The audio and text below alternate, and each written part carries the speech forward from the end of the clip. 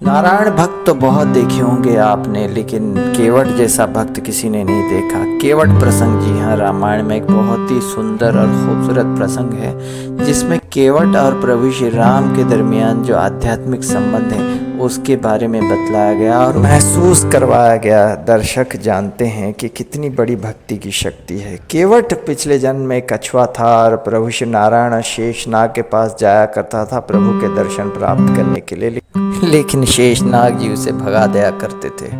तो उस समय उसने कहा, हे प्रभु, मेरी प्रार्थना स्वीकार करें और भक्ति की शक्ति के फल स्वरूप कृपया मुझे किसी एक जन्म में आपका भक्त बना दीजिए और आपके चरण स्पर्श करने का मौका मुझे प्रदान कीजिए। और ऐसा ही हुआ कि त्रेता युग में प्रभु श्री राम जब गंगा तट पर आए तब वही केवट अपनी पत्नी समेत प्रभु श्री राम के साथ जाकर के सौदा करने लग गया। भक्त और सौदा, क्या ये संभव हो सकता है? भक्त कभी भी सौदेबाजी नहीं करते हैं।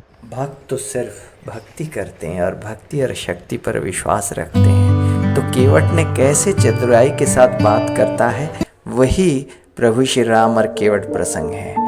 केवट चाहता था कि भक्ति और शक्ति के फल स्वरूप उसे प्रभु की अनंत भक्ति मिले, और केवट ने चतुराई के साथ कहा कि मैंने ऐसा सुना कि ऐसा जादू है तेरे पदरज में कि तेरे पदरज के स्पर्श पा करके अहल्या भी जो है उसे मुक्ति मिल गई, यानी कि एक पत्थर जो है नारी बन गई। तो मैं तो भैया गरीब हूँ आदमी, राम भैया, अगर मेरा नाव नारी बन गया तो मैं क्या करूं, कैसे अपने कुटुंब का पालन करूंगा? तो प्रभु श्री राम मुस्कुराए, कहे तुम क्या चाहते हो? केवट ने कहा कि पहले मैं आपके चरण को धोऊंगा, आपकी खूब सेवा करूंगा और आपके चरण रज को पीऊंगा, उसके बाद मैं आपको नाव में बैठने दूंगा।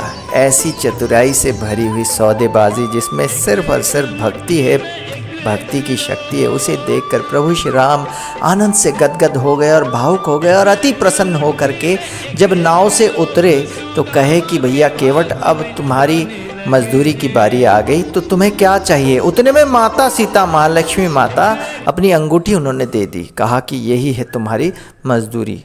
तो केवट जानते हैं क्या कहते हैं?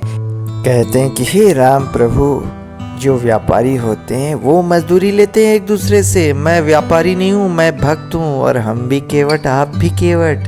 राम प्रभु, मेरी मजदूरी आप पर उधार रही, हम तो सिर्फ नदी पार कराते हैं, आप तो प्रभु भवसागर से पार करा लेते हो, बंदे के दुख और कष्ट को मिटा देते हो। प्रभु, हो सके तो मेरे राम प्रभु, यदि मेरी मजदूरी देना चाहते हो तो मुझे इस भवसागर से पार करा दो।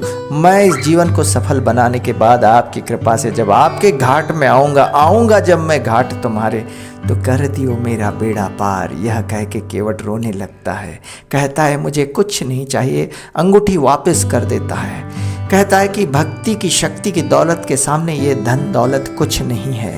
अफसोस कि आज के कलयुग में लोग समझते नहीं हैं, लेकिन जो समझ जाते हैं वो सब कुछ पा लेते हैं, उनके जीवन को भी सफल बना देते हैं और मृत्यु को भी सफल बना देते हैं। केवट की इस भक्ति को देख करके प्रभु श्री राम अति प्रसन्न हो गए और उसे अनंत भक्ति प्रदान करते हुए वहाँ से चले जाते हैं अपने वनवास की ओर।